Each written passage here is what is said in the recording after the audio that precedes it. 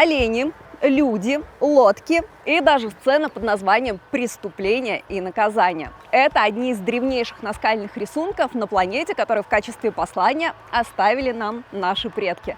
Привет! Мы в магической Карелии, и сегодня будем пытаться разгадать ее тайны. Наскальные изображения археологи обнаружили в начале прошлого века на островах реки Вык, что в окрестностях города Беломорска. Называется этот уникальный комплекс «Беломорские петроглифы». Всего здесь около 30 стоянок древнего человека и около 2000 выбивок, так называют эти рисунки. С их помощью камни обретают голос и рассказывают нам историю древности. Вот так люди жили, ходили на лыжах, охотились, рыбачили, приручали животных, сражались, ну и хоронили соплеменников. Настоящая летопись жизни каменного века.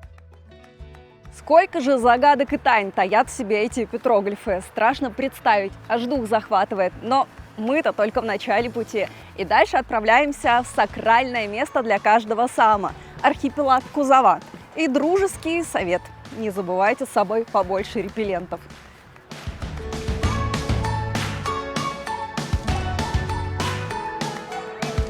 Самый-самый древний из коренных народов Карелии. Они занимались охотой, рыбалкой, собирательством, селились на побережье Белого моря. Сегодня российские саамы в основном живут на Кольском полуострове в Мурманской области, но в Карелии сохранились саамские святилища – горы, лабиринты и сейды, главные из которых мы как раз и увидим на необитаемых островах архипелага Кузова.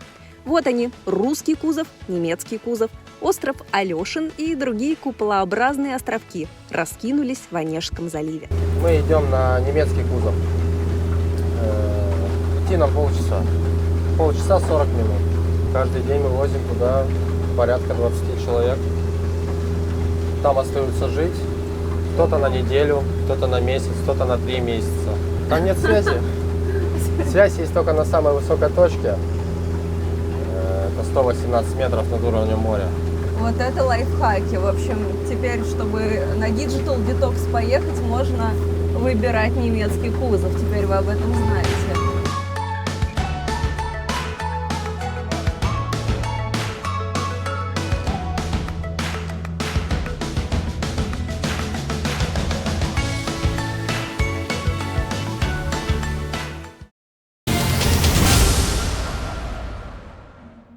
«40 минут прекрасной морской прогулки.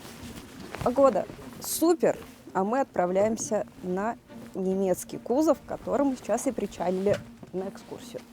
На острове Немецкий кузов собран настоящий пантеон саамских божеств. Здесь около 150 загадочных сейдов. Подобной концентрации нет больше нигде в мире. Это не обязательно камень. Это может быть какое-нибудь красивое, необычное дерево, то есть закрученное, большое, толстое, то есть которое по сравнению с другими, оно будет на вид отличаться очень сильно. Саамы верили, что в сейдов вселяются духи умерших шаманов и придают им магическую силу. Поэтому саамы просили у них защиты и исполнения желаний. Иван, расскажите мне, пожалуйста, что нужно делать? Есть некоторое поверье у саамов, что если пройти весь лабиринт босыми ногами, полностью сконцентрировавшись на своей мысли, на своем желании, дойти до самого конца, постоять, обдумать все эти свои мысли и вернуться спокойно обратно, ни на что не отвлекаясь, то это желание обязательно сбудется. Ну что, будем проверять. Ученые до сих пор спорят, зачем нужны были эти каменные лабиринты. Есть предположение, что это древние ловушки морских обитателей. Но тогда почему на такой высоте? По другой версии, пока еще не доказанной раскопками, это древние могильники. А может, это храм, и камни образуют не просто гармоничную спираль, а божественный символ?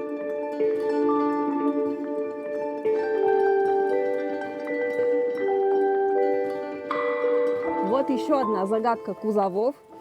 Идеальной формы круглый камень, который называют икринкой дракона. Вообще непонятно, как он туда попал, потому что даже я вряд ли смогу туда пролезть.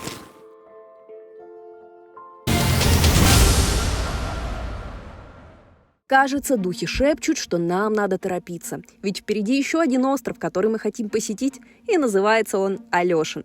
Здесь тоже есть саамские лабиринты и много других загадок.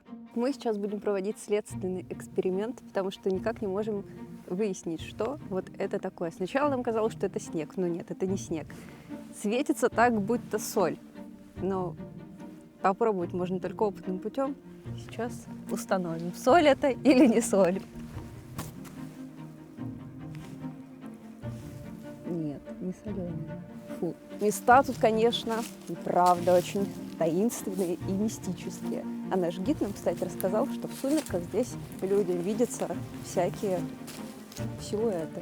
Животных, правда, слава богу, не людей. Оказалось, что прогулка по необитаемому острову – это очень весело. Можно и в гору залезть, и искупаться в мини-бассейне, но мы не рискнули, и со снежной горки скатиться. Не верите? И все-таки мы в Арктике! О, боже!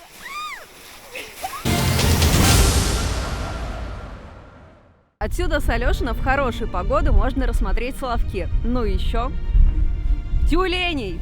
Вот же они!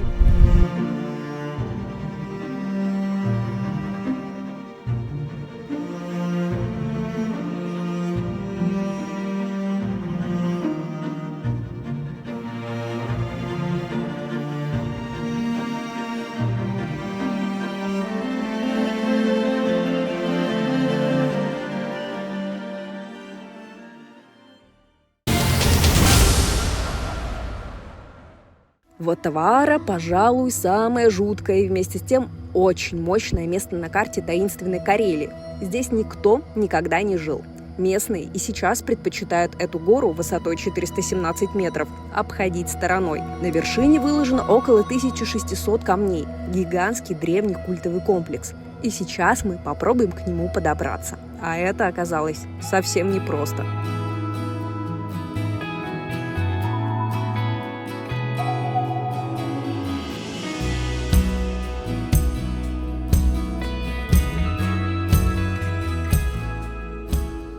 Путешествие на Таваару, конечно, только для настоящих ценителей приключений и трудностей, потому что мы только добрались до подножья горы, уже столько всего натерпелись, честно говоря, но, надеюсь, это того стоит.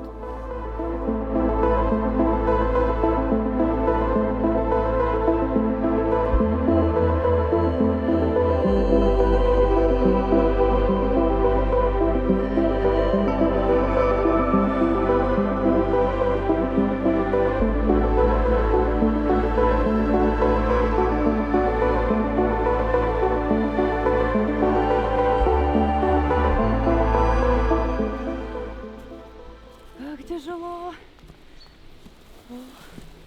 особенно после путешествия на Кузова.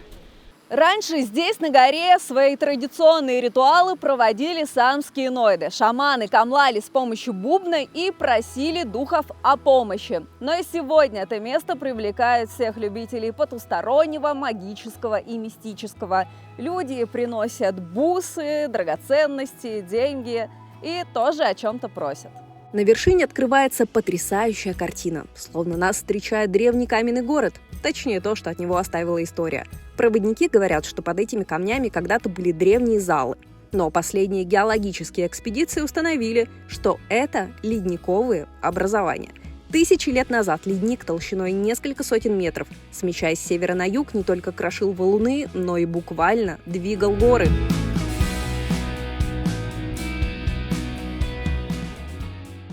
Смотрите, вот же он, настоящий сейд. Все как нужно. 3 камня, 3 ноги. Сейдам оставляют подношения, деньги, фрукты и даже украшения. Тоже оставим монетку.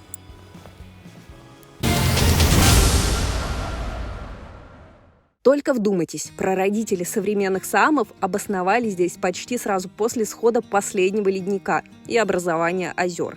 И об этой уникальной северной культуре нам до сих пор почти ничего не известно. Какими они были, древние саамы? Как молились своим каменным святилищем? Зачем строили эти лабиринты? Вопросов меньше не стало. В поисках ответов нужно вернуться в таинственную Карелию. Надеюсь, вы не против. До встречи!